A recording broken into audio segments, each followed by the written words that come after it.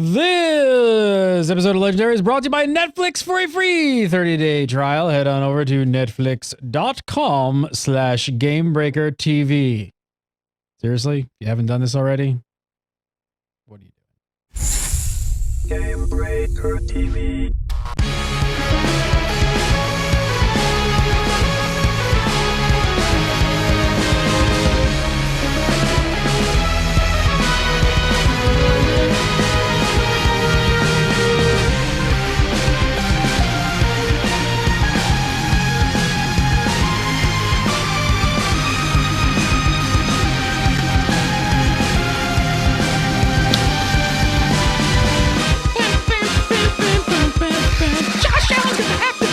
Tonight, so low, gotta get your soul glow. What's up, everybody? Welcome to Legendary, episode 105. Damn. For December, let me check it, 6th, almost Christmas time. I'm Gary again, you're watching Gamer TV. Coming up tonight, we got to talk to Ghostcrawler this week, so now we're going to talk about things Ghostcrawler wanted to talk about earlier this week that you've already heard about, but yeah, we had time to think about it, and we're going to talk about it more. Plus, major changes coming from PvP. Strong. And is Blizzard finally letting us make full use of the Transmog system? Who knows? All that and more, but first, from Weekly Mario PST, just the tip. And the world's most renowned Brawlers Guild shoutcaster, Josh Allen, a.k.a. How is it? World's most renowned. I'm at the top of the class. Top of the food chain. Top of that. Yeah. Mm-hmm. Sure. And tuning in from her secret underground library, it's WoW Insider, author, and Gamebreaker contributing editor, Olivia Grace. Hello, with really slow internet this week, so apologies for the really awful picture chat room and people watching live. It's all good. I can see the books. It's okay. Yes. The books, It's okay, we're safe. We're safe. Mm-hmm. All right, so first up this week, Blizzard was doing another round of fan site interviews, including the one with Ghostcrawler that we did right here on Gamebreaker TV. Was it Tuesday? Mm-hmm. We did that this week, Tuesday. It's been up on the site. 30-minute interview with GC. If you haven't seen it, you definitely should go watch it. It was pretty damn good, if I do say so myself. Olivia and Josh did fantastic jobs. Hats off to them. Ghostcrawler drops an S-bomb. He did. Oh my god! And you know what's fun? And none of us even said a word about it. Like, I didn't even call him out on it. I'd be like, bro, this is a G-rated show. I got kids here. You just dropped an S-bomb. Are you kidding me, bro? Now I got to censor and bleep you. I couldn't. And then I thought about it. I was like, I can't censor Ghostcrawler. You gotta do You can't. Yeah. You can't do that. Yeah. Yeah, he drops an S-bomb. So, Yeah. we didn't get a whole lot of time to discuss the conversation that went on. We wanted to try and jam pack as much in. You know, we had a window, 30 minutes. That's all we get. That's all we got. So we wanted to get as much out of them as possible. So we figured tonight we'd talk about all the stuff that we talked about earlier, and then we can kind of go through it and see what made sense, what didn't, and I don't know. Maybe there's some sort of subliminal messages in his voice or something that we can pull out of here. So, Did we try playing it backwards? Josh, Drink more Ovaltine. all right, so let's first up, he commented about 10-man versus 25-man balance. Let's take a listen. There are, I think everyone knows, there are a lot more 10-player rating groups out there, and we are big fans of 25. We don't want to see it go away. We are trying to come up with the right system of rewards to make up for the logistical hurdles of 25-player rating without killing 10s, because, like I said, 10s are really popular too. It's a huge challenge. I don't think we have the right answer yet, but it's something we keep working on. So obviously, they still don't feel as if 25-mans are being rewarded enough. So what do you guys think that they can do to possibly incentivize them a little bit more without making the 10-man feel second class again? Man, that's actually a tough sell, because I mean they're already giving 25-mans a little bit more loot per boss, like per person that drops. Like in a 10-man you get 2 items that drop off the boss, so that's 1 item for every 5 players.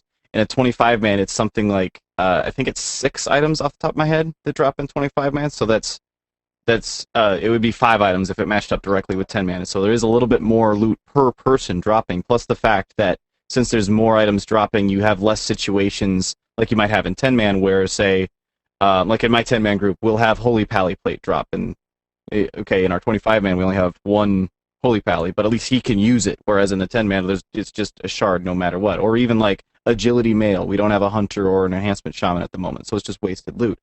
And I feel like if they go too much farther with the loot side of things and give 25 mans too much loot, like in Korea recently, they made the change where I believe it was in Korea. Yeah, anyway, they made the change where now 25 mans actually just drop better loot. Like there's actually higher item level loot that drops in 25 man. And I think that made sense for that market because of how everything worked. That was weird. But in the North American and European markets, I feel like if they put too much better, if they go too much farther with the extra incentives in 25 man, then everybody will just be like, well, okay, now we all have to raid 25 man. I think they have a little wiggle room there. They could maybe bring it up to like 7 or 8 items in 25 man, but at the same time too, then that's like, now we kill a boss and we have to deal with 8 pieces of loot. That's just going to be a pain. Yeah, I mean, I'm sure the 10-man guys' hearts totally bleed for the 25-man raiders having to deal with all this extra loot. I mean, it must be awful for you guys. Well, now that Josh Allen's back in the 25s. Boy, is he you back. were last week. Oh yeah. But yeah, I mean, I think it's exactly right. It's going to be so hard to make many more changes to the 25-man side without people feeling that they're making 10 mans back to second-class raiders again, and it's going to be really tricky. And I don't know. I don't honestly. Maybe increase it to 7 pieces of loot, but I don't really see what they can do. I mean, 25 man. It's just there's the inherent struggle of 25 people, and that's kind of the long and short of it, really. Is this just one of those things that it's never gonna be possible? I mean, we should just all accept it. It's always gonna be something where it's just there's one or the other way is the best way to raid. Man, I was thinking about this earlier and just thinking about the whole 10 versus 25 man debate. And in retrospect, obviously this isn't something that they could do nowadays, but in retrospect, I almost think it would have been better if they hadn't tried to go full on with making 10s and 25 mans equal like they did in Cataclysm. If they hadn't gone quite to the extreme that they did, well, I guess not really an extreme, but if they just lessened the gap instead of completely erasing it. Obviously nowadays, if they were to come out and say, oh, you know what, we screwed up with that, we're going to go back to making 10 mans not good anymore, then that would be a just terrible idea, because there's so many people now who are into 10-man raiding that it kind of just has the problem of now you're forcing the 10-man raid groups to recruit 15 more people. You're going to kill off a lot of 10 mans that way. But I almost wonder if maybe it would have been better if they just hadn't gone that far to begin with. Do you think, though, that the sort of casual guilds, the guilds more like my guild, would just carry on with 10 mans? I mean, for many guilds, there's just not the option to recruit the additional people to field a 25-man team. And I mean, there was a distribution chart I saw not long ago that showed that 10-man raiding, particularly the normal modes, the 10-man normal modes, make up a huge percentage of the total people raiding. And I mean, I kind of wonder, I don't know the answer to this question, but I kind of wonder whether 10-man would keep going, even if it was considered to be a lesser version of 25-man, whether it would just keep going anyway, whether they did these changes or not. Yeah, I mean, I think if they were to go to the point where, if they were to theoretically apply the 25-man loot changes that they did in Korea, to apply those to North American and European servers, I don't think that would kill off 10-mans. It just means that then, at that point, all the people who have been serious about 10-man, actual raiding, 10-man heroic raiding, like Paragon, for example. Yeah. All of a sudden, people would say, well, Paragon, they just do 10-mans, they don't matter anymore, nobody cares about Paragon, and Paragon would probably have to recruit back up to 25 players. And I feel like there's a lot of people who are starting to latch on to that idea of, okay, 10-man is real raiding. I can actually say I'm really raiding if I'm running 10-man. And that would kind of get swept out from under them if the 25-mans became the better way to raid. But I I don't know that leaving it so that 10-man is, all things considered, the easier way to raid is really the way to do it either. It's definitely I don't really, like, this is why I look at this situation and I go, okay, yeah, it's not terribly, like, completely and totally broken at the moment, because obviously 25-man guilds are still going, and in terms of recruitment, I kind of, like, I feel sympathetic towards the 25-man raids who are saying we just can't recruit anybody, so we're falling apart, but at the same time, having been a 25-man guild leader for a long time and been in those situations many, many times myself where I'm like, we just don't have people to raid this week. We're going to have to call off the entire week's worth of raids. And then saying, well, looks like I've just got to buckle down and just start finding random people to invite them to my guild and, like, going on their servers and whispering them and everything. That's stuff that I've done in the past. That's something that even before, like, this was during Wrath of the Lich King, even before, guilds get stuck in positions like that. And I feel like a lot of guild masters are... Not that guilds never get stuck in positions where it's really obnoxious to recruit, but I feel that a lot of guild masters are just sort of throwing up their hands and saying, well, it's just because of the 10-mans. I can't recruit people because of the 10-mans. I'm not even going to bother trying or anything like that. And so the issue gets a little bit more overblown than it actually is in that case. But there is an issue there, and I just don't see a really simple solution to actually fix it right now. It's something I've been thinking about a lot for a long time, and I just don't know that there's a great way to fix it that doesn't then bring in other issues. All right, well, next up, I know you guys love when we talk about dailies here on Legendary, so you're going to hear us talk a little bit more about dailies. We made sure to ask Ghostcrawler a bit about him, and this is what he had to say. Talk a little bit about dailies. Some players are kind of feel that the dailies in MOPS, particularly in 5.0, have been, well, somewhat mandatory, especially for raiding. Would you agree to that? Well, Josh Allen loves them, right? So we're good. So does Olivia. We're all big fans. We're all big fans here. I know that you've introduced the Grand Commendations recently, but are you thinking forward to any other ways to make it easier for people's outs to get up and geared and get reputation? Yeah. It still seems quite arduous. No, it does. I mean, if you look back at the history of World of Warcraft, what often happened was players would kind of finish whatever they were doing, whether it was leveling a character, capping a trade skill, finishing a raid, and then they would roll up an alt as something else to do to engage in the game. With Mists, a real goal for us was to make sure you never run out of stuff to do, which is awesome if you're the guy with one character, and horrible if you're the person with 10 characters. I think we're going to have to do more to make the game a little more alt-friendly. Our fear is that we do something like, let's go to the extreme of, okay, now all Valor is shared and all reps are shared the way achievements and mounts are shared. What if we reach a point where there isn't so much for players to do, and now everyone has a whole realm, 11 characters, all maxed out, and they can't roll any more alts, or even if they could, they don't want to, because, God, they've got one of every character now. And so they kind of lose playing their alt as a viable way to play the game. We don't want to lose that part. That we think that's really important, but it's totally unreasonable to expect players to max out even 4 or 5 characters right now. So what do you guys think of this? I mean, do you guys really think is it really a concern that if you can't do dailies on your alts, that you just won't have much reason to play any of them, and they're just gonna die off? Is that really all that they hinge on at this point? I don't think that's a specific. I don't think that alts being rendered unplayable by the inability to do dailies on them is a big issue for me, certainly. I mean, I mostly PvP, so when I'm leveling alts, it's principally to do PvP on them, and that's a neat way to not have to do dailies. If you're not really that fussed about the PvE side of things, then just do some battlegrounds, get some honor, do some arenas, get some conquest, and you're kind of good to go. But I mean, you saw me asking him that in the interview. I do really feel like it's way too much. It's too far. It's too far the other way. I could see where he's coming from in Cataclysm, and I can see why he doesn't want to give it all back and put it all back to that status. But definitely more needs to be done. Definitely. Yeah, I think I do agree to a sense that they can't go too far with it, but I think they're kind of afraid of, well, if we take it to this ridiculous extreme, then it will be a problem. When all they have to do is not take it to that ridiculous extreme. Okay. Yeah. So if we delete all classes in the game, then suddenly people won't play. So don't do it.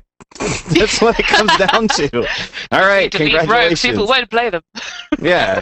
So I think the question of which things should they make account wide and which ones they shouldn't is interesting, but it's not a matter of let's not do anything because then people might not feel like they need to play their alts. I don't know. I think that's a bit extreme. So let's unpack that for a minute. But you just said, what sort of stuff would you think should be account wide? I mean, I actually think the Grand Commendations, especially now that the Valor upgrade system is in place, I think that's a good step because the Valor upgrade system did make dailies and reps less important for needing ways to spend your Valor because it's obviously not tied to a reputation. So I think the Grand Commendations is a good sort of model to try to emulate in other things. And they did the same thing with Valor points, where when you have capped out one character on Valor for the week, then all your other characters get bonus Valor. I think putting more mechanics like that in the game so that, yes, there's something to do on your alt. Because if there's nothing to do on your alt, yeah, I do agree with the ultimate statement there. If there's nothing to do on your alt, then why play your alt? The reason people play alts is so that they can do the same thing again from a different perspective. If you don't need to do it again, then there's like no reason to even have an alt to begin with. But I think emulating that sort of mechanic for other things on your account, so that okay, I have maxed out this reputation, so now I get bonus reputation on something else. It's less of a grind the second time around. I think that's the best way to go about fixing it. Yeah, I mean, I kind of wonder if there was sort of, having not done a huge amount of rep grinding, I'm probably not best placed to comment on this, but maybe like, could they do the Golden Lotus so that you got that one account wide and then push you into the ones that you have to do after that one? I mean, would that be completely nonsensical? Because that's the one that everyone seems to complain about. Something about Modu, I've heard. Yeah.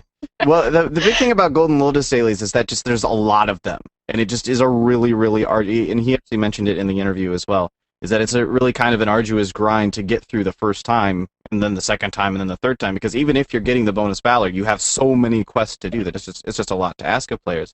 I think actually it would be pretty awesome if once you've unlocked the Golden Lotus, then on your alts you can immediately jump to Shadowpan and August Celestials without having to then go through and do Golden Lotus again. I think that would be a great change to make.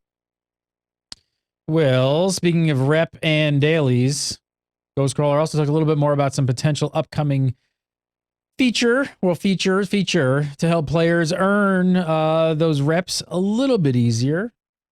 This is not an official announcement. It's entirely possible it won't come to pass, but an idea we kind of like is that when you do your first dungeon, your first scenario of the day, and you get that. First of all, should we just start? Can you when you come out of the gate and say this is not an official announcement, aren't you sort of saying like this is kind of an official announcement, but we're just not really sure like whether we want to give it to you? I'm not allowed to say that this is an official announcement yet. Not allowed to say this is an official announcement, but it's so set in stone. I have to preface it with this is not an official announcement. I probably shouldn't say this because there's someone with a gun to my head right now, but as long as I put this disclaimer at the start, then he won't pull the trigger. Yeah, exactly. Valheim's sitting behind me glaring, so I can't say this is an official announcement. It totally isn't an official annountment. We're not an official announcement. This is not an official announcement. This is not an official announcement. It's entirely possible it won't come to pass, but an idea we kind of like is that when you do your first dungeon, your first scenario of the day, and you get that Valor bonus, then you could also get a rep bonus for doing it, which would let players make slow progress towards a particular faction without the experience of, well, I put on a tabard, so no matter what I do, I'm making progress in that faction without actually ever engaging with the faction NPCs or visiting the quartermaster or anything like that. So hopefully that'll feel like a little bit of a compromise to players who just hate dailies or are sick of them or want a motivation to run more scenarios or dungeons. This is not an official answer. It may come to pass, but this is something that we've talked about for quite a while. I mean, we talked about this before. What do you guys think of this? Is this a decent compromise? Is this a good solution? I think it's going to cause people a bit of bother with the whole having to log in every day and do a dungeon or a scenario or etc. thing. There's been a change for that from Cataclysm to Mists, where in Cataclysm you got a Valor for your first 7 dungeons, and in Mists you went to the system of getting an increased amount for your first one, then a smaller amount for every single one you did after that. So like for infinite dungeons, obviously there's a time limit on how many you can do. But if he's doing it like that, where it's just for the first one of the day, I think that sort of puts even heavier weight on people to log in every day, do one dungeon, And that was kind of something that I believe they were trying to avoid around the Cataclysm period. Maybe they've had a total change of heart on it. But having said that, I personally welcome any way to get rep that involves doing group content. I mean, that's what I like to do in the game. So if there's a way that I can get the reputation I need to get shinies through doing group content, then that's awesome. This is not an official announcement. Yeah, I think it would definitely help a lot. I am concerned, like Olivia was saying, I am concerned that it would push people into if they were to have it be a first thing of the day sort of thing. I am concerned that it would push a lot of people into having to log in every single day and do all of it. Although at the same time, it's already dailies, right? Like it's not any more of an everyday thing than what we already have, I suppose. So I think there's probably a bigger statement to make there about the difference between like the Cataclysm model of you can do this 7 times a week versus the Mists of Pandaria model of no, you have to do it every day sort of thing. But I don't think that's unique to just this issue here. I do think it would at the very least help is the thing. Something like this would be an improvement over where things are right now. I mean, I can't for a second think, I hope, no, I don't know, what do you guys think? I mean, I can't for a second think that this is going to completely replace dailies for people. I mean, you're still going to have to run them to some extent, right? This kid isn't a complete like... Yeah. It kind of depends how much rep they put on it, of course. But I mean, I cannot see for a second that they would actually use this to remove the need for people to do dailies. And they kind of been very, very specifically saying that is not going to happen. Yeah. So, yeah, no. Yeah, part of what he said there was that they don't want it to be something where you just never have to interact with the faction whatsoever. So I imagine maybe there'll be like some sort of cap on it or something where you can only earn so much of your tier of reputation from it or something like that. I imagine there would be something in place. Yeah. I mean, for me, from an outside of things, I mean, remember, of course, that they brought down the requirement for a bunch of the 489 epics to Honored.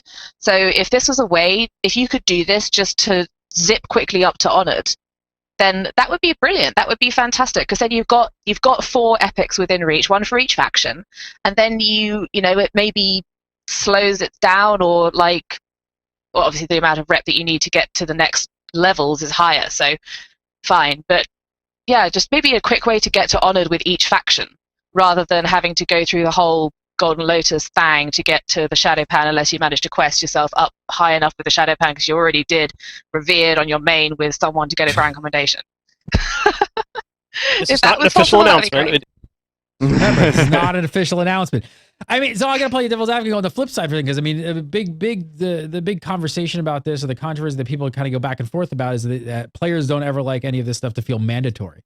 They don't like to be forced with stuff that say like, oh my God, I feel like I have to do this. So now what about people who actually really like doing dailies? I mean, could the added, extra rep bonus make them feel that like running a dungeon or a scenario basically every day have to start becoming mandatory for them as well? I think the question here isn't so much the content that you like to do, but how fast you need to get that particular rep. So in this case, I think the only people who would end up feeling like absolutely mandatory, since, again, the Valor system, the Valor upgrade system is now in place, which in a lot of cases, and I feel like a lot of people don't realize this yet, but in a lot of cases, it's a better upgrade for you to upgrade a non-best-in-slot piece of gear with the Valor upgrade system, like upgrade your chest piece or something with the Valor upgrade system. Bigger upgrade there for fewer Valor points than to go and buy a Valor piece. That's something that I feel a lot of people haven't quite realized yet. But anyway, I think the only people that would end up really feeling this absolutely mandatory are the people who just want to rush through the reps as fast as possible to get the non-Valor pieces that you get at Exalted, which for whatever reason seems to really only be restricted to the absolute top 50, maybe top 100 guilds are the only ones that are really worrying about that right now. Everybody else has just kind of said, okay, well, that's just too much work. We're not going to enforce that. And then the people who want the profession recipes as quickly as possible. Now that we're several months into this expansion, I feel like the rush for, nobody's rushing to get the first pattern on their server at this point. I feel like that rush isn't as enforced as it would have been in the past. So I do feel like yeah, a lot of people are still going to take it as mandatory because they personally want to get those reps as fast as possible, but it's not something that will be required for rating, per se. It's not something that you will have other people breathing down your neck going, you need to do this as quickly as possible. Yeah, for sure. In I mean, most cases. yeah, in the vast majority of cases. I mean, it's going to be one of those things that people might put the weight on themselves to try and do it as quickly as possible. But, I mean, there's that that can't be helped. And speaking of what Josh Allen just said, I would absolutely love for profession recipes at the whatever rep level it is that you need to get them to be BOA, so that you grind out those reps on your main and mail those expletive deleted recipes to your alts. So you don't have to do it again. Because, I mean, even with the grand commendation, it's slow. Feels slow for profession recipes. All right, let's move in and talk a little bit more about rating for just a minute. So Ghostcrawler commented on the size of tier 14 with 16 bosses. This is what he had to say. There isn't a lot of downside to larger tiers except for production time for us. So as long as we can deliver on it, I think they work out better. I think this one in particular worked out well because it wasn't just a fake gate halfway through the raid. It was, okay, you're going to a completely different building in a different zone, and that's the new raid. So even though we locked them away, it didn't feel artificially gated, even though it's a freaking, it's a fantasy game that only exists on the computer anyway. But so I think that worked out really well. I don't know that we can do that every single tier, but we definitely want to keep having large raid tiers. 16 is a lot. It may not be 16 every time, but hopefully you won't see a 5 or 6 boss tier ever again. Josh Allen, you've been rating like crazy again. You're back all up in it deep. I mean, how do you feel about 16 bosses? How's it working out so far for you? Is it enough to keep you months behind busy? It's almost 16 is almost too much in a lot of ways. Can never make anybody happy, can we? Yeah, I know, it's just impossible. But no, the weird sort of opposite side of the spectrum issue that we're now running into, even in it's especially noticeable in my 10-man, but even in the 25-man, is that we've got so much to farm that we just don't have much time left over for progression. Like in the 10-man, especially, like I was saying, I'm having to look at this and go, okay, well, we still can get a whole ton of upgrades out of Mogushan by farming Mogushan. But if we keep farming Mogushan, we'll never have time to, because we only raid once a week, we'll never have time to progress any further in Heart of Fear. We'll never even see Terrace if we continue farming Mogushan. So I'm having to say, okay, look, I know there's gear for us over there, but we need to be spending time in Heart of Fear banging our skulls into this boss that we haven't beaten yet to get him down, just because that's the better way for us to be spending our time, is actually on progression.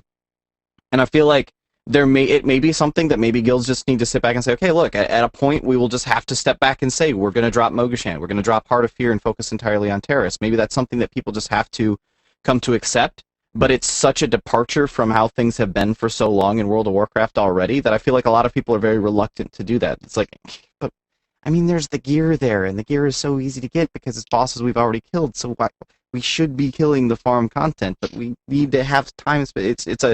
It's a weird situation that a lot of guilds have been put into, and a lot of people just haven't been able to come up with a good response to it.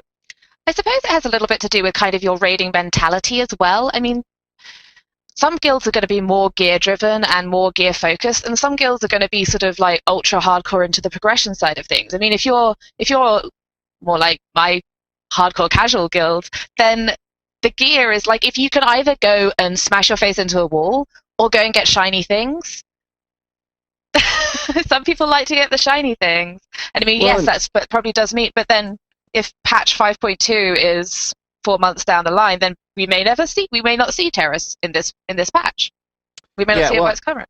And I think even from a progression standpoint, I mean, gear helps progression. So even as a super progression focused guild, you still want to be farming everything every week, because that's like, okay, if there's still upgrades for me to get there, when we get to the boss that's the DPS check in the next tier, it would be nice to have as much gear as possible so that we don't have to rely as much on everyone playing perfectly, especially in a more casual group where maybe you're not raiding as often, so maybe your players just aren't as top caliber as others. I know that's not the case for every group that doesn't raid very often, but it is something that you have to consider. If you're in a more casual group, you need gear to progress through the instance. It's just something that's how it works.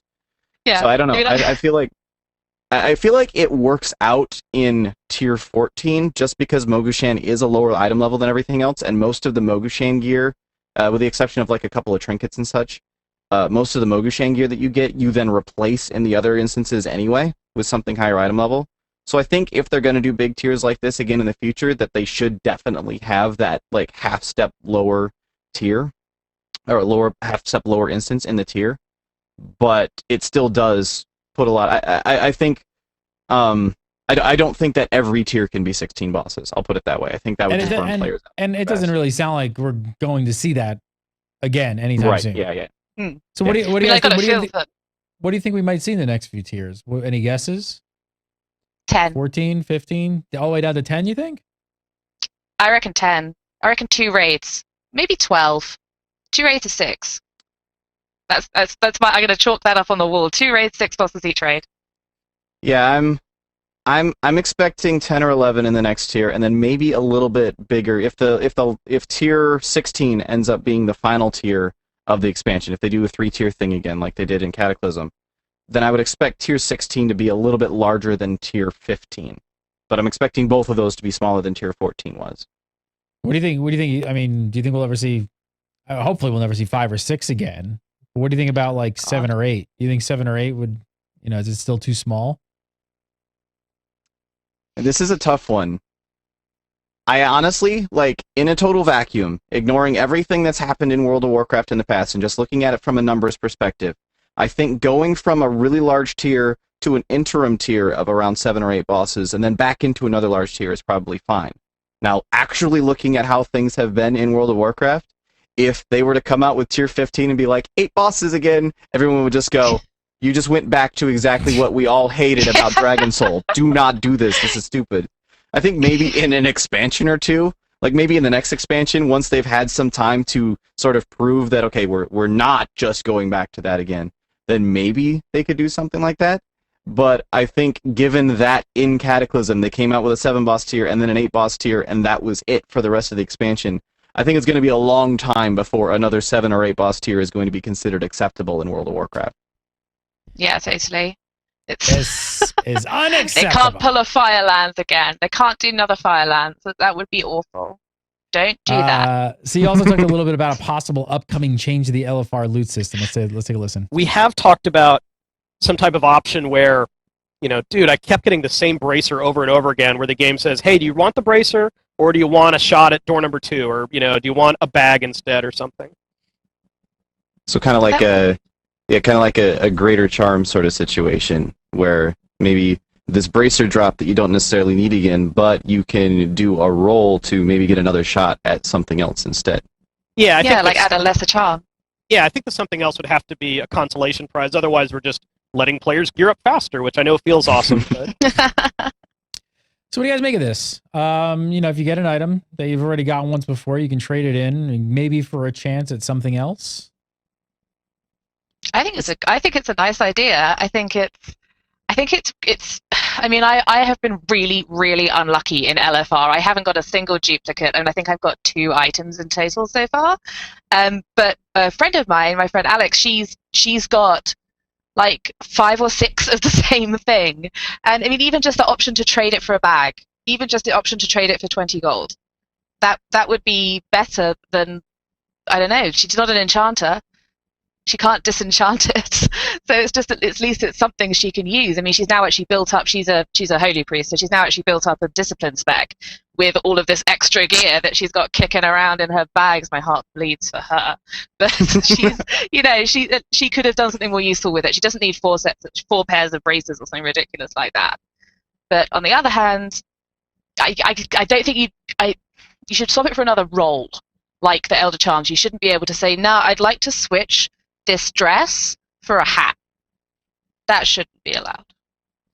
Yeah, well, and I mean, it sounds like he's saying it's going to be some sort of constant, like it's not even going to be gear that you can get out of it. It's just sort of saying instead of this thing that you can vendor, maybe you can get. Now, one thing to add on to this, to say that maybe you trade it in for a bag instead, in one of the other interviews, which I'm currently planning on having us go through next week because there was a lot of them and they were all audio interviews, so I just did not have time to sit here and pick all of them apart and everything. Perfect. I can find more little snippets that I need. I'm gonna need a cart machine next week. This is not an official announcement. This is not an official announcement. That's the name of the episode exactly. already. Just get it. We'll just put a Ghostcrawler soundboard together. But that'd actually be an amazing. I should make one. That's an awesome idea. We should definitely do that. I'm actually doing it because there's actually a cart software for the iPad, and I've already got it nice. downloaded and ready. So I will start implementing that very soon. That's awesome. But yeah, one of the things that he said in one of the other interviews, I believe it was with All Things Azeroth, was that they're looking at expanding what you can get out of the bag to not just be gold. It's not like a bag isn't always just going to be that 2850 that everybody's so happy about all the time. It's like, man, 2850. They're going to put like maybe gems or flasks and stuff in it, which honestly, that's what they said when I interviewed him at the press event in March. He was like, oh yeah, maybe it'll just be gold, but maybe it'll be like a gem or an enchant or something. I thought that was a great idea, and I was kind of disappointed when they didn't do that when it came out. So if it is something that they were to step back and say, okay, well, you can trade this extra item that you've gotten, especially if you're not an enchanter, because that's kind of like, as an enchanter, I don't really mind getting an extra piece of gear because it's a void crystal. Wow, that's been a while. That's a shock crystal that I can disenchant. What was that, Burning Crusade? That's a dark crystal? Yeah. Essence of Gelfling, yes. That's something that I can disenchant and sell in the auction house for like 300 gold. So it's like, woo, this is way better than getting a bag of 2850. But for non-enchanters, it's kind of like, okay, well, I can vendor this for 15 gold. I would have rather just had the 2850 at that point. I think being able to trade that in for something else would be a great step.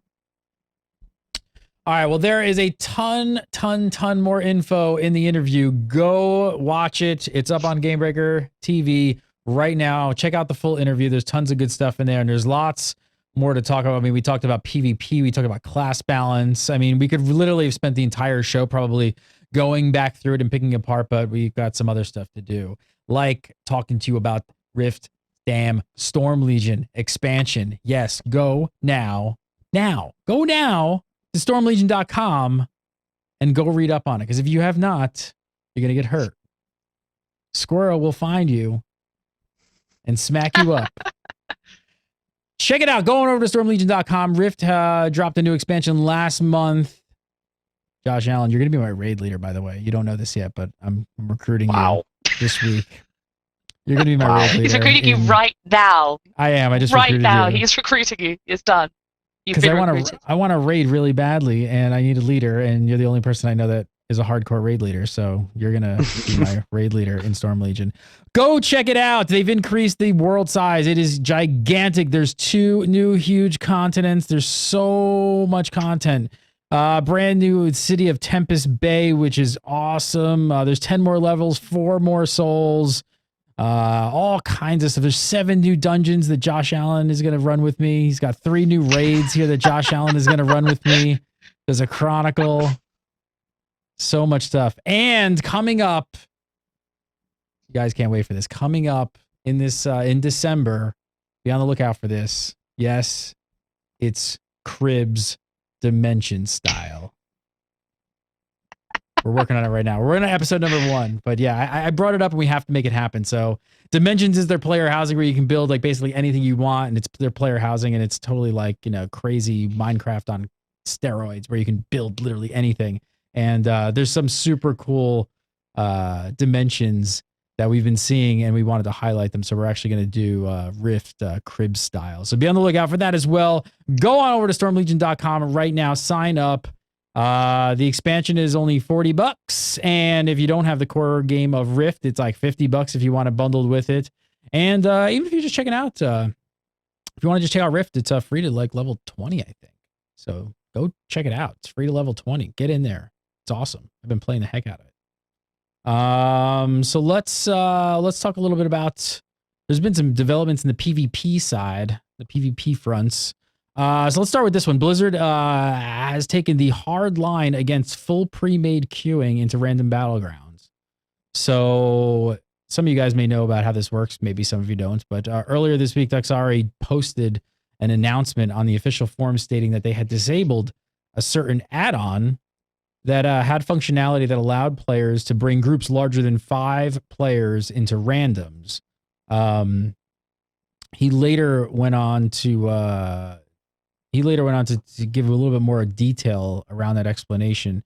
He said, any add-on that enables a full organized battleground group to queue against a randomly assembled group is creating a scenario where that coordinated group has a huge advantage.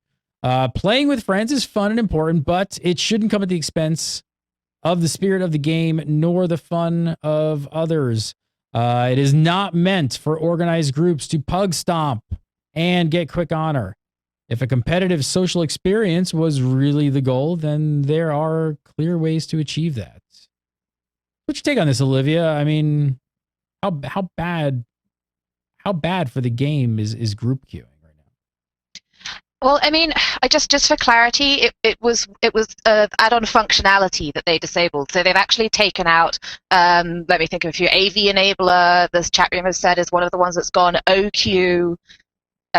Struggling to think of others right now, but any add-on which allowed you to queue for battlegrounds via an add-on, that functionality has been removed from the game. So to answer the question, I personally, I freaking hate pre-mades in random battlegrounds. It makes me so angry. If you want to pre-made, if you want to like make an organized team and you want to go take some people on, do an RBG. Just go do an RBG. That's what they're there for. They're there for pre-made versus pre-made combat. And I'm probably going to upset a bunch of people by saying this, but that's my opinion. And I mean, the reason I dislike it is it's fundamentally not fair on the pug. If you happen to face up against another pre-made, then brilliant, but that isn't the case the majority of the time. I mean, they're clearly doing it for their own personal gain. It's not really the way it's intended. No, exactly. They're called random. Well, I suppose they're not really called random battlegrounds. They're just called normal battlegrounds. But they are inherently supposed to be random groups of players matched against random groups of players. And if that's not the case, then there's something wrong. And I'm glad that Blizzard are fixing it. And yes, and like you can still queue up with groups of 5. And like you said, you're using third-party functionality to actually like make it happen. So it's not like it's a part of the game whatsoever. Yeah. I mean, exactly. Sorry, I'm ranting. Go on, Josh. We're seeing a lot of people complaining about it right now and trying their best to come up with reasons that it's okay for them to do that aren't things that they should just be going. Because that's what it is. You should, if you want to queue up as a pre-made group and go into a battleground, there's 2 reasons you would do that. Number 1 is that you want to have a serious, organized group versus group combat, which is why RBGs are there. And number 2 is that you want to dominate some poor bunch of scrubs that have no organization whatsoever. That's mainly what this is about. I have zero sympathy right now for the people, zero whatsoever sympathy right now for the people who are like, this was the best thing ever. Oh my god, I love being able to go into battlegrounds and make someone else hate their day because screw that guy. It's just an EP stroke. That's all this is. And what else? The other thing is that people say, oh no, it was true PvP. It was revitalizing the battlegrounds. Yeah, for you and your pre-made, not for the other poor souls in Alterac Valley who are getting owned by all of you guys. No. Do you guys think? Do you think did this functionality have an effect at all on the population actually doing RBGs though? I mean, do you think that a lot of people have actually found it just easier to use this add-on and go pug stomp? Is it that widespread? I think it's definitely like something that a lot of people would say, well, I mean, we could do RBGs, but we might lose, so we're going to do this instead because it's way easier on us. And those are the people that if you're organizing a group to do group PvP content, do freaking RBGs. That's what they're there for. Stop trying to just stomp some bunch of noobs and actually get yourself a decent challenge. If you're not playing PvP for a decent challenge, why are you in a pre-made? Yeah, just seriously, go hang out in Blasted Lands and gank the level 40s that are there. Why don't you just go do that instead? That's what it comes down to. That's exactly it. This is about as much PvP as it is to go hang out in the Blasted Lands by the Dark Portal going, ha ha ha, lol dead, lol dead, lol. And it's not PvP. Well, to me anyway, obviously it's one of the downsides of PvP servers and it's to be expected, but PvP for me has got to be at least relatively fair. And if you're deliberately stacking the odds in your favor, it's kind of uncool. I'm watching the chat room, and there's people like, kind of saying like, oh, this has been around since like BC, and it's like, but that doesn't really make it okay. Like, the vanish bug has been around since BC. Also, should they just never fix that? But I was gonna say, like, it's kind of funny, but like, does the psychology for gamers, if something is left in too long like this, they almost feel like it's a core part of the game, even though it's not, and they just feel like, but I've been doing this for years. This is brilliant, and now you're gonna take it away? That's not right. An issue is an issue, regardless of how long it's been in the game. That's what it comes down to. It's something you like can't this. say it's tradition. Yeah, this setup is literally players We've had this taking unofficial tradition of a holiday for years now. Yeah, you can't take it. It's players setting themselves up in a way where they have fun, but everybody else doesn't, and that's not good for any game, no matter what. Even in PvP, both sides should be enjoying the conflict. There should never be a situation. Well, this is the same reason that I hate ganking. There should never be a situation where one party in PvP has no chance. Should not happen. Well, on the flip side, for those guys who may be unhappy with this, there may be somewhat hope. It's not the final word on the subject. Sorry, did say that they might be looking for some improvements. Said we're open to exploring the possibility of creating a pre-made queue for battlegrounds or improving the war game system in some way. Yeah, what's up with that war game system? I mean, did that even work? Does anybody use that? I think people on tournament rounds use it quite a lot for arenas, just to take on other teams on tournament rounds, like you say. It seemed like the coolest thing. They were like, when it was all coming out, and everyone was like, "Oh my god, this sounds amazing!" And then it just doesn't seem like I got a lot of use.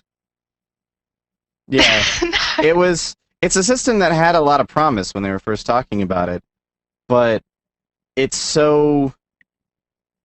just doesn't have, it's not quite there. It doesn't have quite enough functionality to really be useful, is the problem. I fill me in, like, because I remember back you had to like type, like, and set it up and like type. You still have to do like DOS. Yeah. I was like, back on like, what is this? I'm on like a 286, and I'm like, oh, I gotta like learn That's Unix. my command Like, prompt, man.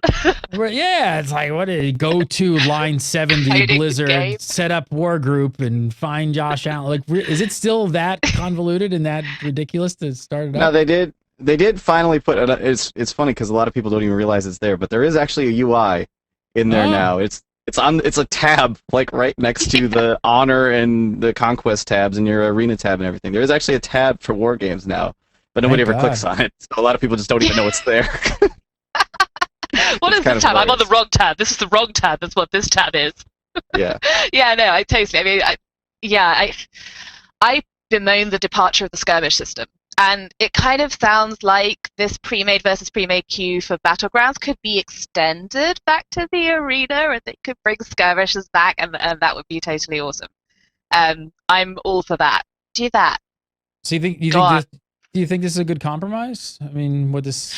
I mean, if people don't want to do extra pre-made versus pre-made sort of unrated queue or something.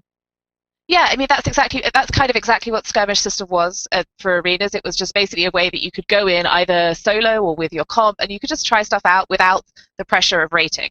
So then you kind of had unrated stuff and rated stuff, and it was a nice compromise. It was a nice sort of, it was unpressured. You didn't sort of feel like you were going to be facing up against the sort of, I don't know, there's a kind of a stigma attached to rated battlegrounds that if you go in there the first time, you're going to get owned. And to be honest, you probably are.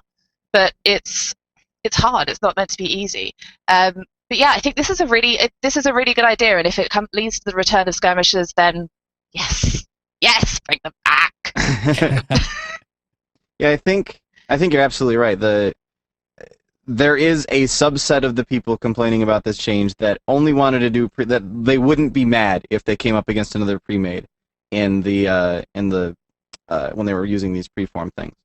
There is a subset of people that would be happy when they came up against another pre-made. They just didn't want to step into where rating matters because it does add a bunch of extra pressure. And we've seen a lot of complaints about RBGs in particular so far because it's actually hard sometimes to even get a rated BG team going because you'll lose your first one and then everybody's like, well, I'm not hanging around with this group anymore. If we're going to lose RBGs, then I'm not going to hang around anymore because it's going to drive my rating down, which... I'm sorry. I have to sort of make faces at the people who are afraid of losing games. That was a great Josh disappoint. Josh disappoint face. Warcraft, I am disappoint. I mean, I understand the logic behind it, but at the same time, it's like, come on, man, it's PvP. You're gonna lose sometimes. Man up. Yeah. Hey, look, there's this group I've never played with before, and we've never played together before. We're not entirely sure who's leading. There's a mage saying go over here, and a guy saying go to Lumbermill, you noobs. And we lost. We lost. We came second in the battleground. What is wrong? It must be broken. Yeah. It must be a really awful group. Not that we just haven't played together much. That cannot possibly be it.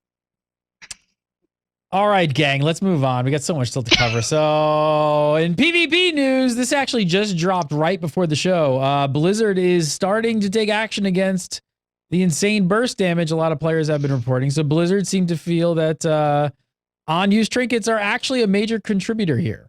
And they'll be applying some hot fixes to smooth out the benefits that those trinkets give. So, specifically, what they're doing, at least for the arena and battleground trinkets, is they're cutting the benefit of the on-use effect in half. But they're also going to lower the cooldown to match. So basically, it's the same amount of benefit over time.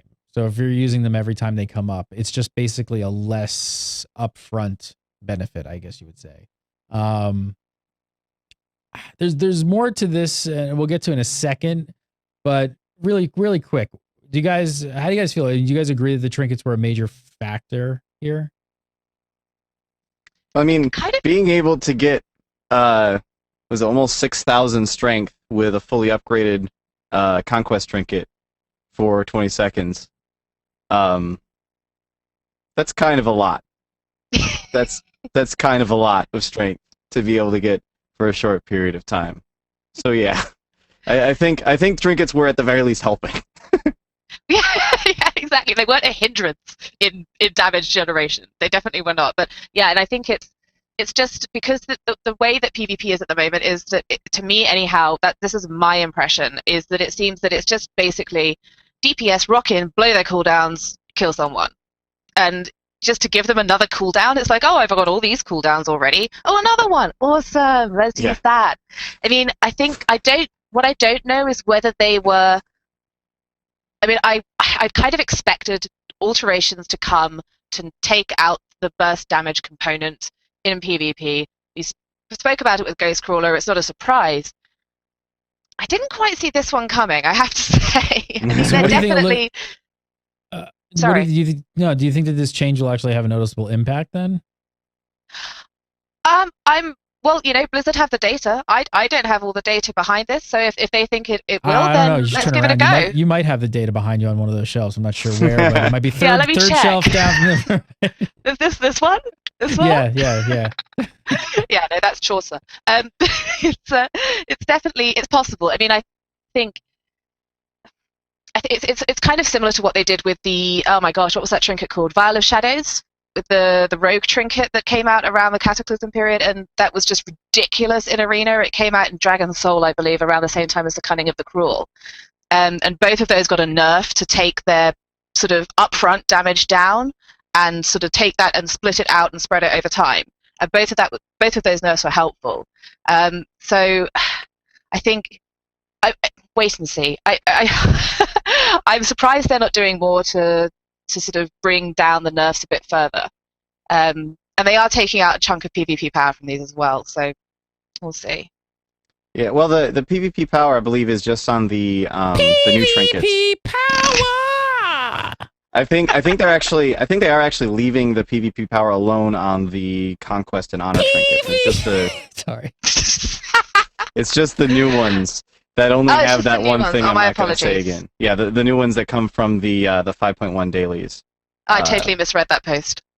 Yeah, Josh, you think? But yeah, I do think that burst. Well, here's the thing. Obviously, burst is a problem right now, but at the same time, burst also needs to be a thing that you can do. Like, they don't want to get rid of burst comps entirely. They just want to tone down burst. Because I have two arena teams. I have a 2s team and a 3 team. And both of them are burst comps, just because I happen to really like burst comps. I think they're fun. And I like that they're fast, too, right? Like, we either lose in 10 seconds or we win in 10 seconds. That's the match. Hooray, there we go. I think having burst comps is still good. It just needs to be counterable. Because right now, okay, here's my 3 team. There's me as a Retribution Paladin. There is an Enhancement Shaman. and there's a Frost Death Knight, and we call it. I can't actually say on the air what it is that we do to the healer because it's just obscene. Like what we do. We will the Death Knight death grips them into the middle of all of us.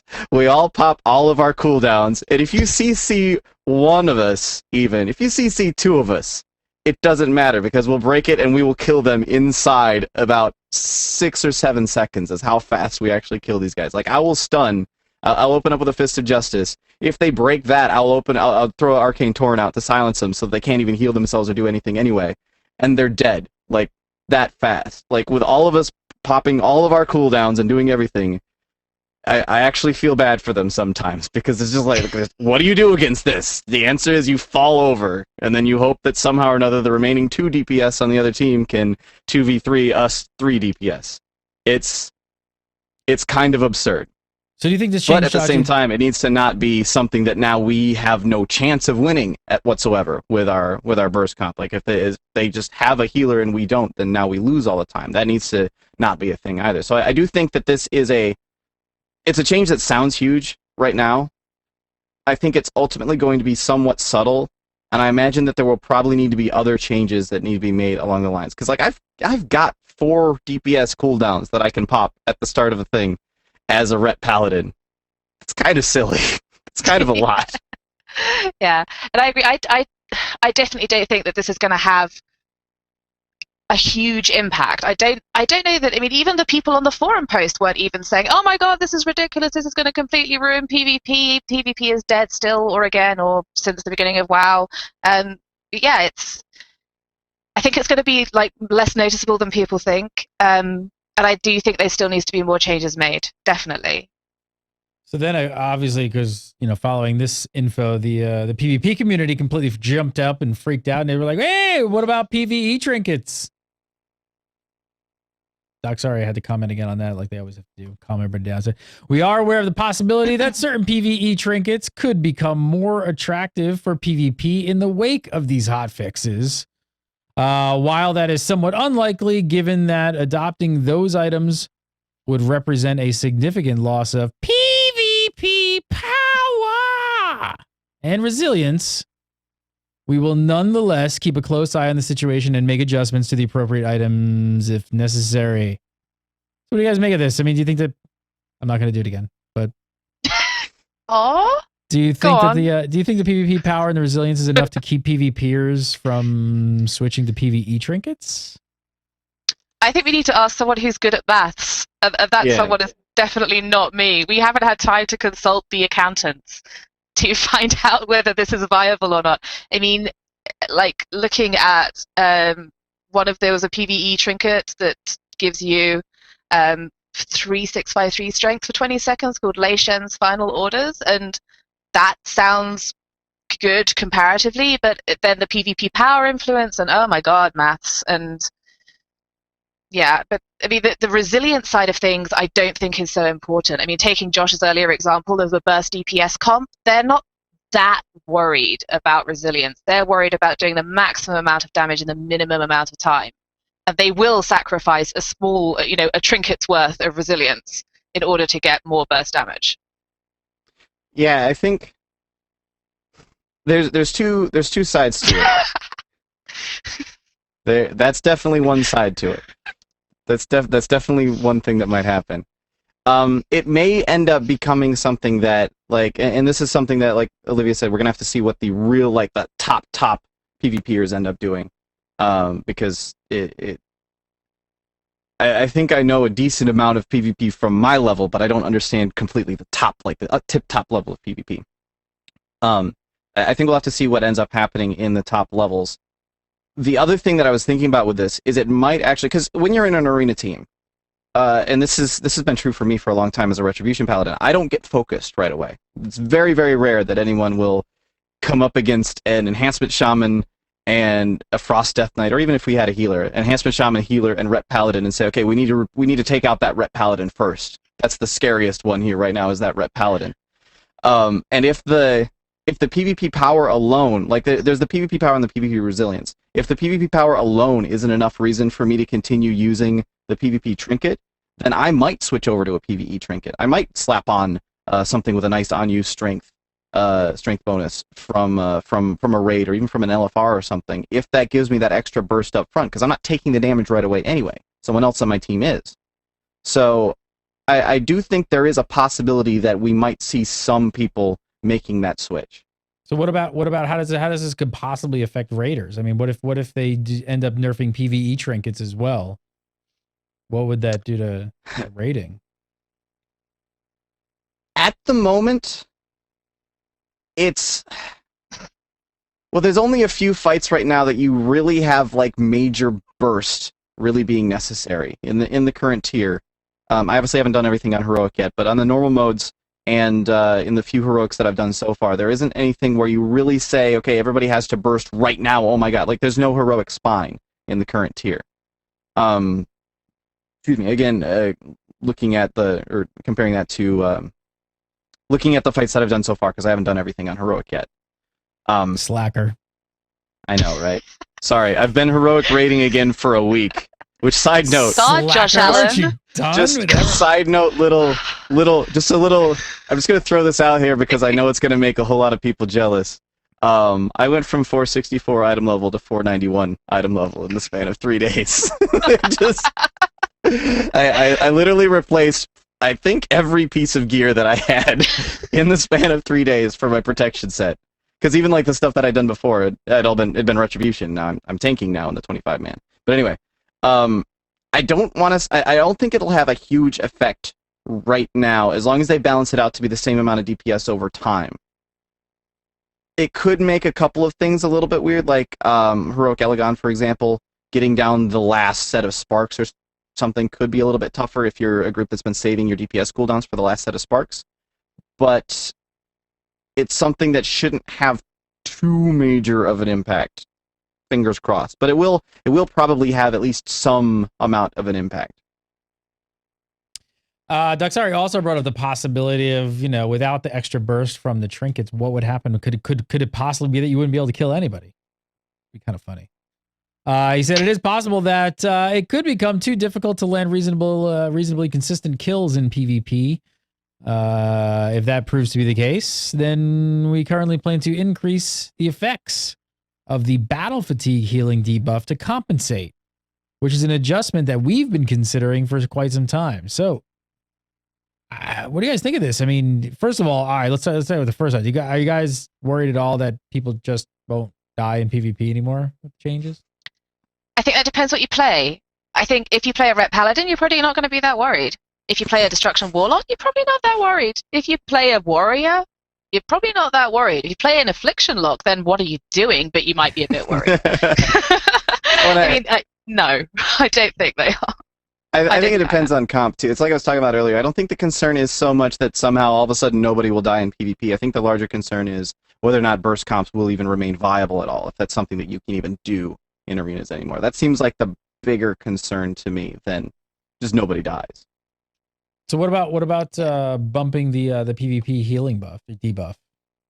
I mean, he says that they've been considering this for quite some time here, even before this trinket nerf. Is that the answer? Is this change necessary to counterbalance? I think they're going the right way about it by doing this first and then looking at buffing and increasing the debuff on the healing. I think the right way to go about it is this. I don't think the right way to go about it would have been to do this and also do the healing debuff at the same time, just in case. They've been saying for a little while that they need to remove the burst element, or not remove the burst element, excuse me, decrease the burst element of PvP, and then they can look at adjusting the healing.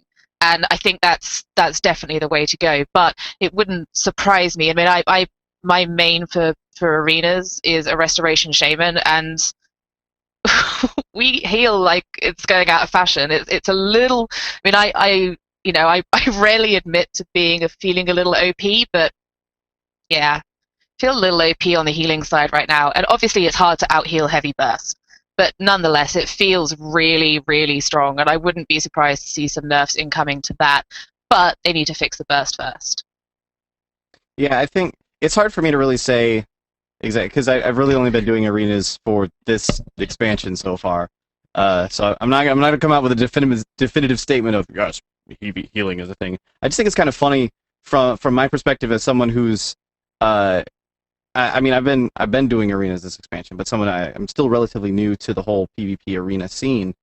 I think it's funny from my perspective that they've sort of gotten themselves in this position to begin with, where it's like, okay, do we have to nerf healing more? Do we have to nerf burst more? Like, are they going to start? Are they going to start nerfing health next? Like, what? Yeah. It's just. Should we just put it all back to? Should we just put Cataclysm? Should we just go back to Cataclysm? Should we just do that? Like that would probably be easier. How are we now in this situation where it's just nerf everything? Everything is too much. Nerf it all. Just stop it. No more. Didn't they say that they think rogues are in the right place DPS-wise and everyone else is too high? So they just need to nerf everyone's everything and make everyone rogues. Done. Nerf everyone's everything. Yeah, nerf all the Every things. time. Just nerf everything. Nerf raid bosses to make up for the nerfs to PvE gear. Done. All right, we're going to talk about some hot fixes and some pretty big ones for Raiders coming up. But really quick, I want to tell you guys about a great deal we got going on with Audible. You guys got to head on over to audible.com/gamebreaker. And we're going to hook you up with a free 30-day trial for the Audible service and a free book. What do you listen to these days, Olivia? I'm still learning Swedish. Are you? How's it going? I am. I can say Jag Olivia. What else did I learn to say? Oh man, it's gone. I need to listen to my audiobook again. I've been too busy this week, but I've been listening to it as I fall asleep. I don't think that sleeping whilst listening to an audiobook that teaches you Swedish method, beginning to think that's a myth. That's a myth. Beginning to think that doesn't work. You actually have to stay coherent and awake and actually listen to the book to actually absorb it. I'm beginning to think that might be the case. The extent of my Swedish is Vi sitter här I väntan och spelar lite Dota, and I'm not even sure that's Swedish. So, like, did you just like something play a little Dota? Play a little Dota. You want to play a little Dota 2 in Swedish? Yeah. And that was actually, Olivia, that was one of the free books, right? Like not even that was one of the free books. Yeah, check out. That's not one of not one of the free books that you get for free if you sign up with the URL. That's actually just a free book. So there's a bunch of other free books on there as well. Yeah, so go look for that because it's free trial, free month, free audiobook, so that you can actually get one of the books that you can see. And but there's a ton of free books, particularly academic-ish books. I was quite surprised. I didn't expect there to be other free stuff on the site. I expected you to have to pay for everything. And you probably should stay awake when you listen to it because that's usually the best way to absorb that information. But so go over, you sign up, you make an account, you use the URL, you make an account, you download the app, you put it on your iPhone, your Android. It works with Kindle Fire, works with the Windows Phone. It works with over 500 MP3 players. It works with your Apple iPad. I keep it on my iPad and my iPhone. And then basically, you get a free book, check it out, listen to it. And if you like the service, you keep it for, there's a bunch of different tiers there, but there's tons of great books on here. I definitely recommend, you guys want to check out Snow Crash. Snow Crash on here is amazing. That's a really good one. Everything's on here. Game of Thrones is a great one. I started listening to Game of Thrones. I thought I was going to read Game of Thrones and I was just like, I think I'm going to listen to that one. The only time my hand should ever be that large is if I've got an extremely delicious sandwich in it.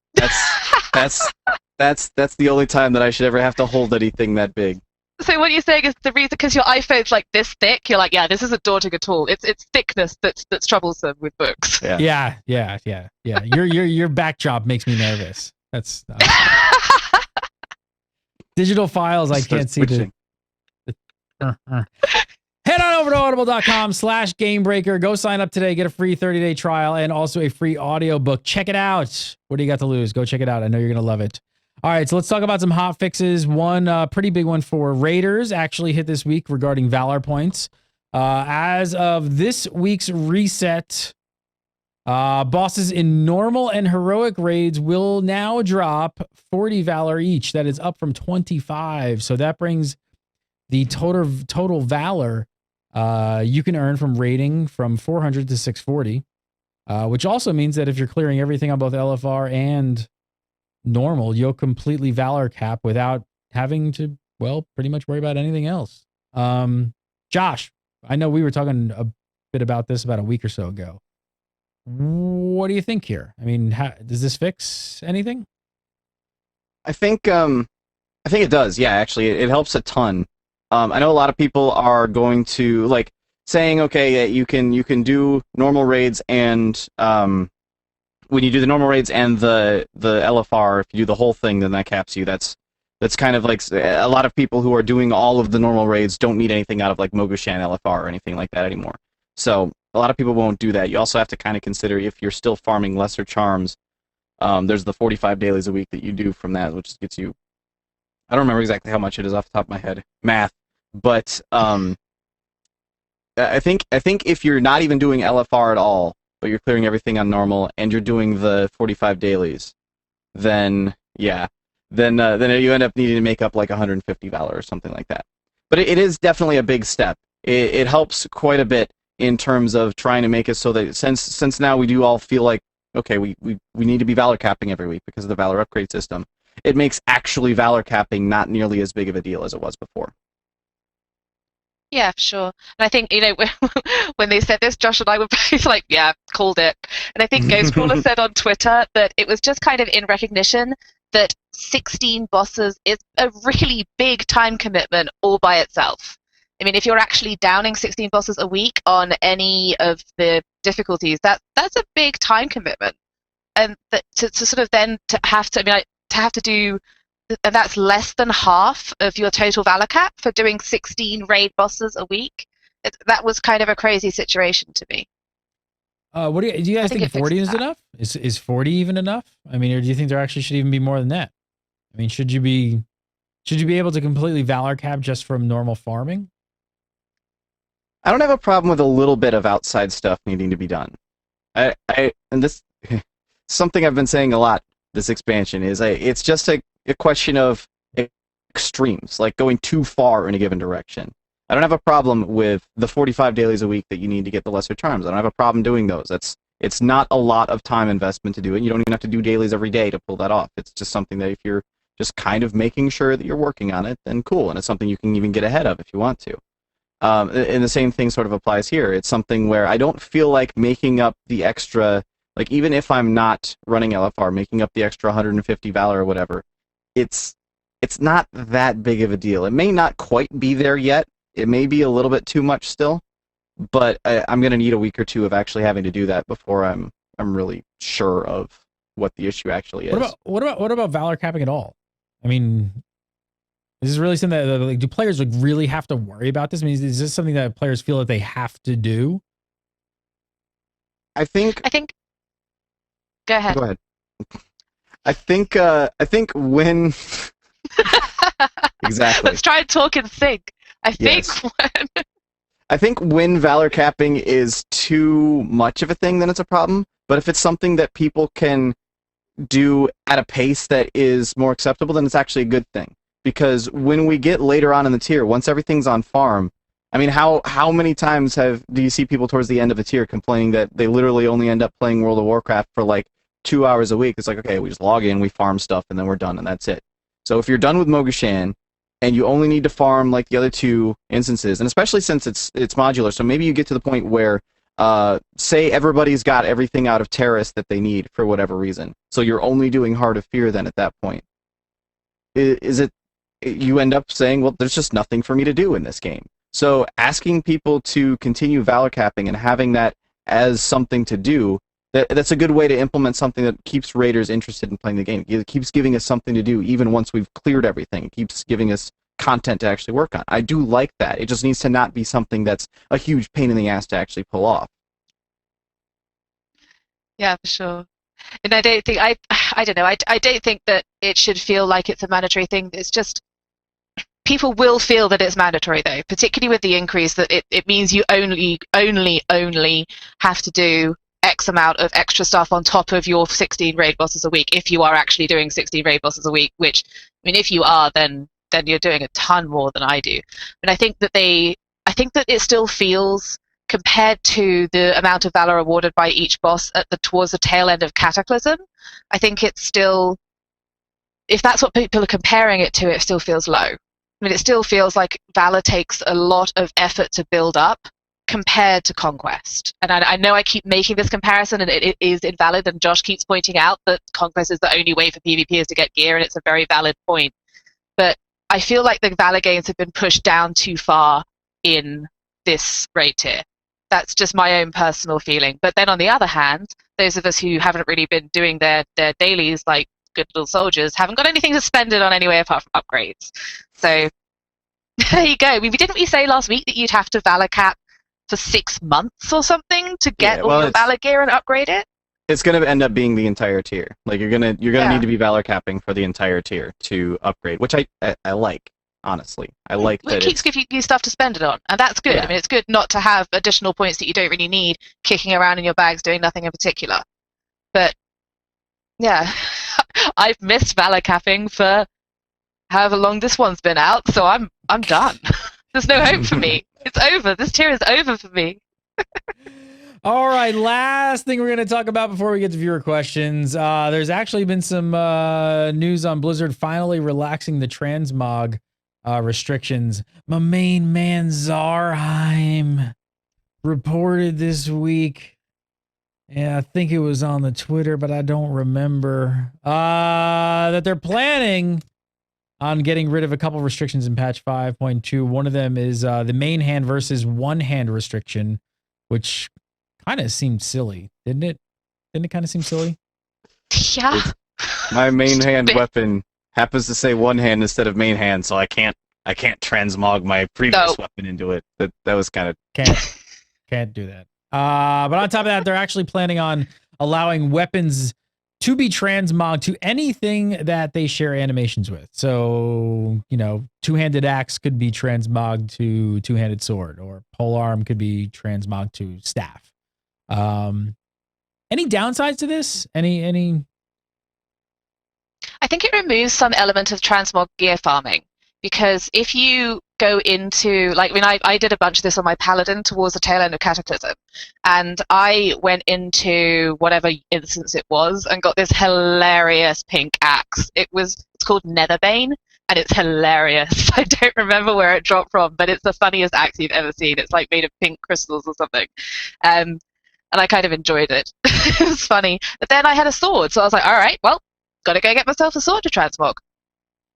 Simple as that. I can't transmog my axe into my sword, so gotta go transmog my sword into something else. I've got to go get another sword, gotta have some fun, and I went online and I looked at models and I was like enjoying myself, and I went and farmed, and yeah, but then if I could have just transmogged my sword into my I was totally browsing, and I made on an outfit generator. Actually, I did actually go onto Wowhead's outfit modeler.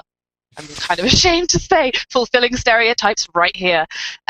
Yeah, whereas if I could have just transformed my sword into a hilarious pink axe, I would have done. Yeah, I think. Josh, why do you think it's taken so long for them to do this? And when they first brought this out, they said that they were gonna start off with the feature, and they said they were gonna be very restrictive about it. What was their fear at the time? Because this doesn't seem like on the surface there's a very big reason to be so scared about. I think it's just something that they were like, well, once we can't possibly put that cat back in the bag once it's out.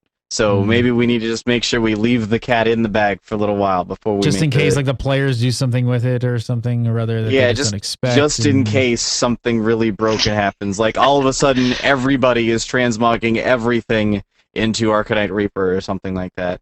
I don't know. I really like the change. I think it makes a lot of sense. I mean, it does remove a little bit of, okay, I have to go farm something else up because I don't like how my two-handed axe looks, so I need to go farm something else.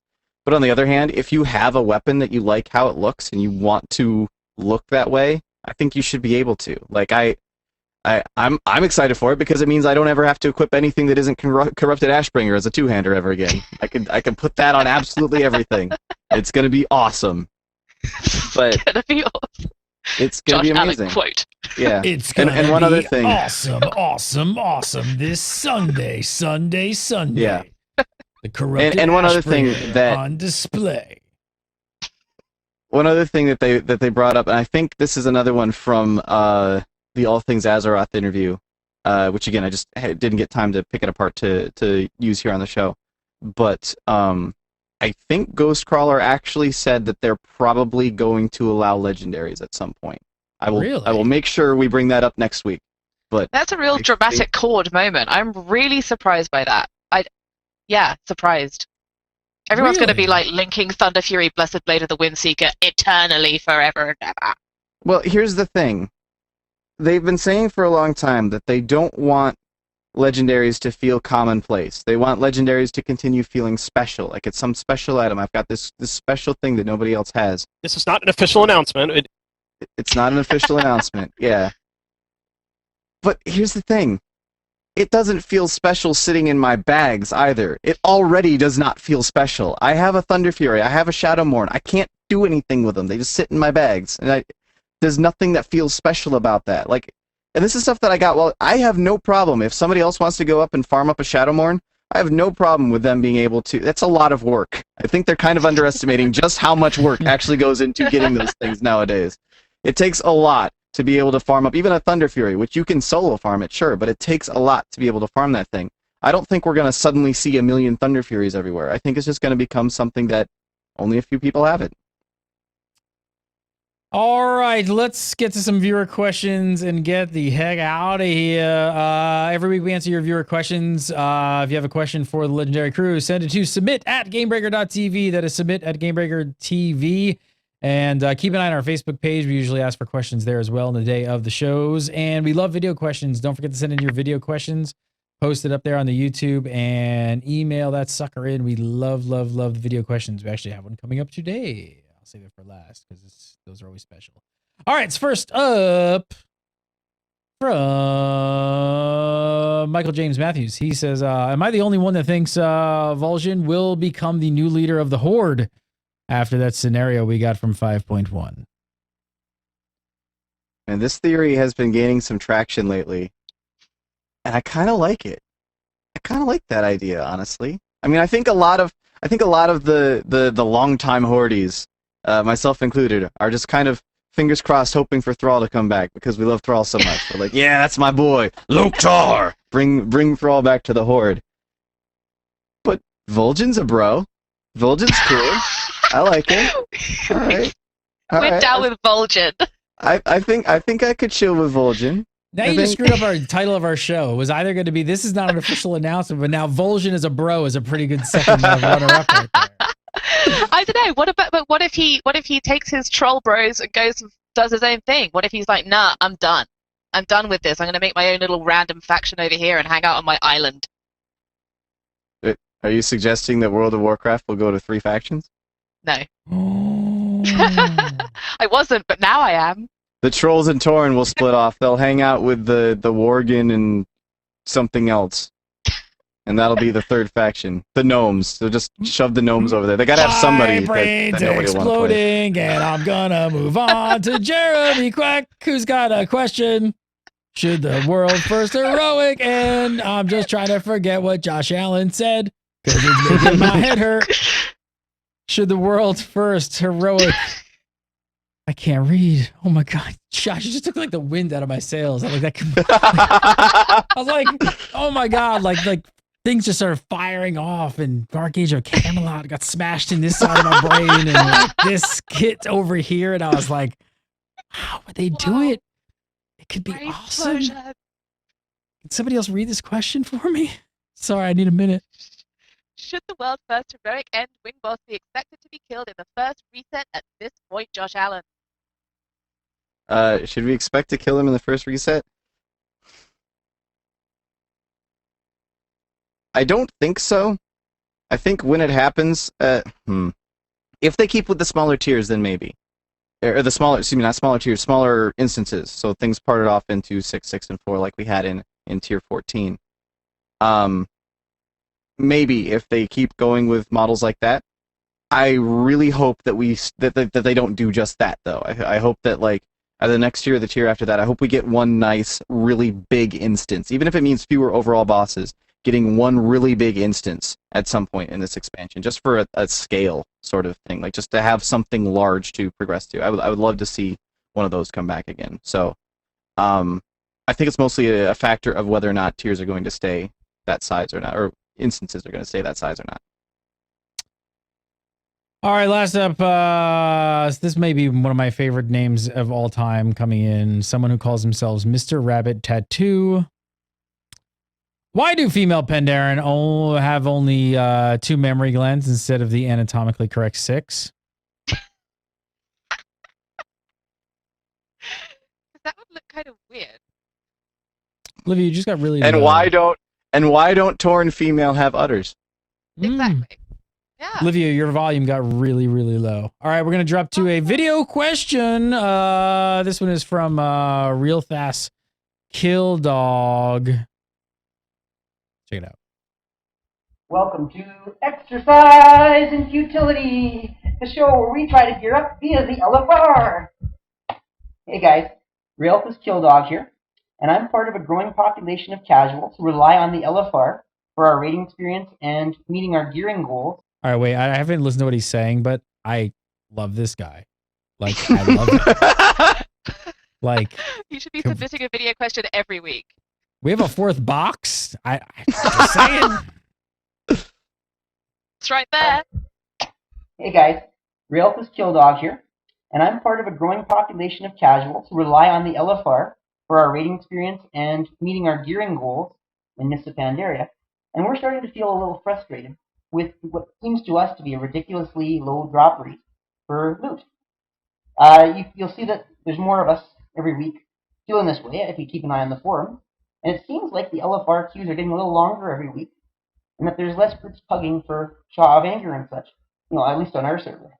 Do you think this is a problem, that it could be correlated anyway with this? And do you think it's a problem Blizzard will eventually have to address if it keeps on? Thanks for doing my question, guys. You rock. No, you rock. You did jumping jacks at the top of that. All right. So are LFR drop rates too low? That is the question.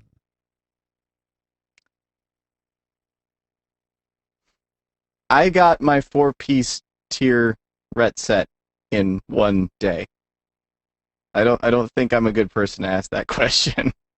I equally don't feel like a good person to ask that question, because seriously, you got your 4 set in one day. I have got 1 drop from their rant. Just brain explosion rant, because yes, they're too low. Give me more things. But then on the other hand, I haven't done a single thing that you do to get the stuff that you give them to get on the other roll and get them more things. So yeah, only myself to blame, really. But I don't know. Random chance is random. I mean, maybe it feels lower because we've moved away from the system to this new system where you don't see all the stuff that's dropping. It could be something to do with that. It could just be that people feel that there's nothing dropping anymore at all because they don't see it happening. I don't know. I mean, I can't believe you got your 4 set, dude. So I was actually the first ret paladin in my guild to get 4 set. This was before I was back on the raiding team. I was making our actual ret paladin so mad. I think there may be.